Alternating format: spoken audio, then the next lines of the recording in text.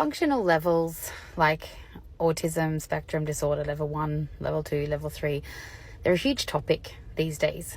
Now, look, I'm a clinician. I understand the DSM-5 TR, the diagnostic, manual that clinicians have to use.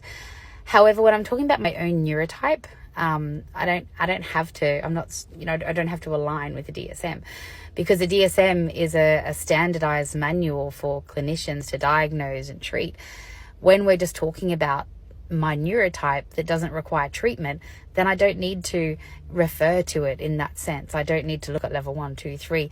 Essentially, I'm the same amount of autistic as a person who may not use speech, as a person who may have to bang their head to gain sensory input.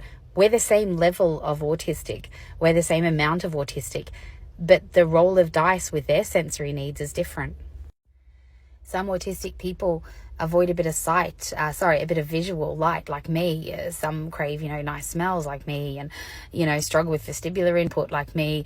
And that means we can still operate in a functional way where neurotypical people would see us as almost neurotypical.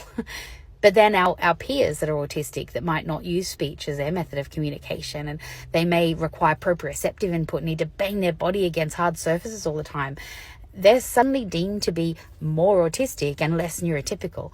It's so unfair. It's just a roll of the dice about your sensory profile and about your interests. So if I had the exact same level of brain motivation directed to sports or directed to trees as I do to English and humanities, I certainly wouldn't be an academic. I would look like someone who couldn't manage even grade 1 of school because my interest base was different to what it is. It's honestly as simple as that. Functional levels infer that there's a less and a more. It's like you're either pregnant or you're not pregnant. You're not a little bit pregnant or on the cusp of pregnant, or we're all a little bit pregnant. Rubbish. You're pregnant or you're not pregnant. You're autistic or you're not autistic. There's not, we're all a little bit autistic. No, we are not all a little bit autistic. It's a neurotype. You either are or you aren't. And I'm not here to say less or more or good or bad, but you're either autistic or you're not autistic.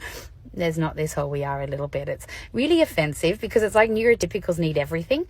As autism comes into vogue and we start seeing clever people who are autistic and we start saying, hey, maybe we were wrong about what that neurotype means, then I bet you any money the neurotypical world will start saying, I'm a bit autistic too. I like those traits. I do that too. That's me as well. See, I'm on the cusp of autism. And you know what? I'm going to say, go jump in the lake. Because you guys have had the majority ruling on everything. You don't get this.